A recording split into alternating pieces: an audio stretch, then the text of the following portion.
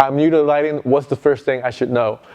Looking back, when I first started, I think the very first thing that people should know if they don't know anything about lighting and they're new is that everybody has that teaches lighting where you're learning, everybody has their own philosophies and their own approach that works for them. And when you're learning lighting, you need to realize that whoever's telling you that is not written in stone and is not law. When I first started learning this, so that was one of the biggest things that kind of threw me off a little bit, because when someone was doing a lecture like this, like I am, or I saw him speak on stage, or I took a course or a class or workshop, I thought that whatever they taught was the way that it should be done, and it's absolutely not. So everything that you see here, everything that I teach you, I always try to emphasize that that's in my opinion and my approach. And I always like to tell people, I never say that it's the best way to do it. I say it's what works for me.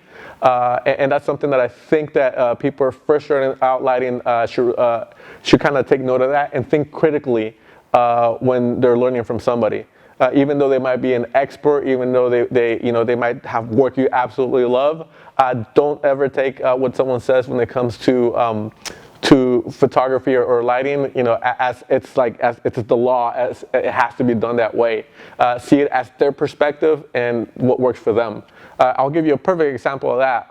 Like I know when I was learning lighting, I know a photographer, a really successful commercial photographer, and he taught lighting on what he called, I'm sure it might be popular, but it just didn't work for me. He called it a clock system.